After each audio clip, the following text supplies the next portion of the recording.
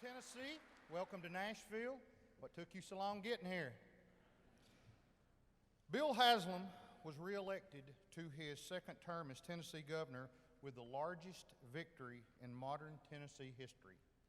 The reason is clear. Under Governor Haslam's results-driven, common-sense leadership, Tennessee is a national leader in education, job creation, and physical responsibility. He and his First Lady's commitment to education is making a difference, a huge difference in Tennessee, and is the fastest improving state in the country in academic achievement. And he has launched the Tennessee Promise to give graduating high school seniors a chance to earn a certificate or a degree beyond high school free of charge. Governor Haslam has focused on making Tennessee the #1 location in the Southeast for high-quality jobs. Tennessee has been awarded the State of the Year for economic development. Working with the General Assembly, he has balanced the budget every year and kept taxes low, and has ensured Tennessee has the lowest debt rate in the country and nearly doubled the state's rainy days funds since taking over. Thanks to the governor's work to make state government more customer-focused, efficient, and effective, Tennessee has been ranked the 3rd best managed state in the nation. And I want to take a personal note here and say the things that you don't read about Governor Haslam and his wife, Chrissy, is they do stuff quietly behind the scenes to take care of our soldiers and our airmen. Recently, one of our battalions was deployed, and Ms. Haslam had all the spouses over to the residence for a very quiet private lunch just to show their thanks. That's the kind of people that they are. We have a wonderful First Lady.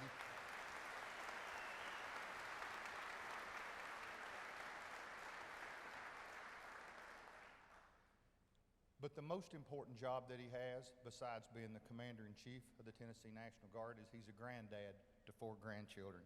Please enjoy me welcoming Governor Bill Haslam. Thank you. Thanks, General. Thank you. Please have a seat. Thanks so much.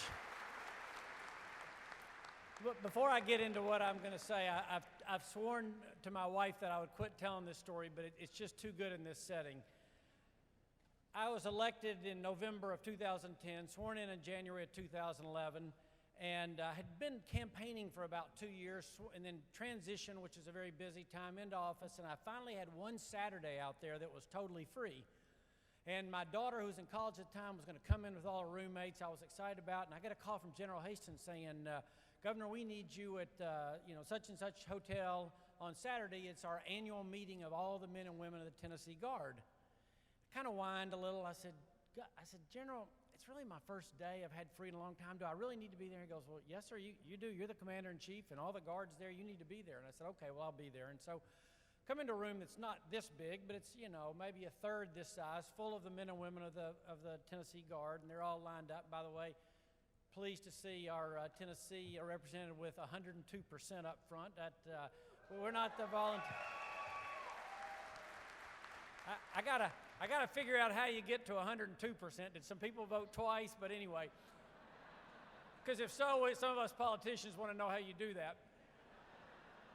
Anyway, I'm at this meeting of the Tennessee Guard, and it's a room like it's about a third this size, and same thing, Sergeant Arms at the back, and he said, you come stand next to me, and then the voice of God comes over the loudspeaker and says, please welcome the Commander-in-Chief of the Tennessee National Guard, and the band starts playing like that, and everybody stands up and salutes, and I'm thinking, this is really cool.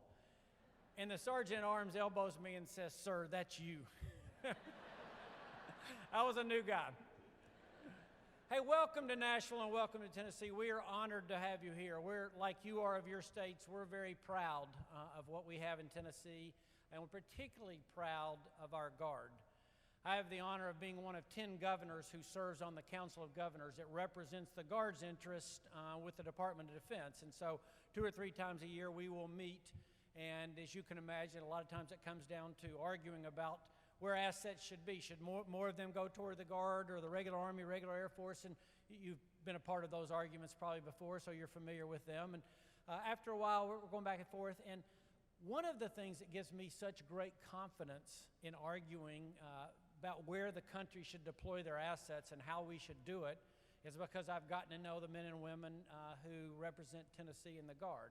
I've seen them react to tornadoes and floods and ice storms, but I've also seen them on 2 different visits to Afghanistan, and I'm always struck by the commitment level. In government, you deal with all sorts of things and all sorts of people, but one of the things I love about this role is dealing with the Guard, because I'm always dealing with men and women who really are committed to the mission that they're about.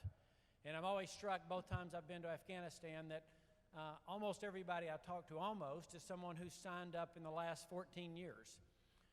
And knowing that the 782 men and women Guardsmen and women who have lost their lives, that these folks signed up intentionally. There were no accidental warriors, but they're there because they want to, and they're there because they care about their country. So I have no issue at all with standing ground and arguing for why the Guard is a smart place for this country to invest its dollars.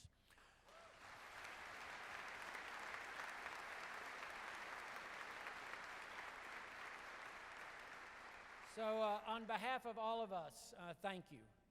The other 49 governors and then the governors of the territories who get to do what I do, if you talk to all of them, I think they'd say that this is one of our favorite parts of the job. So on behalf of all of them, thank you. But mainly on behalf of the state of Tennessee, welcome. We love having visitors here. By the way, I'll just throw in this little thing. If you got to bring your spouse, if you did, Nashville was named one of the 5 cities that you have to visit before you die by Condé Nast magazine. There was some other cities like, I don't know, Paris and Hong Kong, some of these other places. But you can at least check off 20% of the box and say you've gotten one of the 5, and hopefully you'll get a chance to get the others. Before I leave, I want to thank the combined bands of the Tennessee Guard. They don't get to play together often. I think they played together at my first inauguration. They're terrific, and we're honored to have you all here, and you all bring great honor to us. Thank you all very much.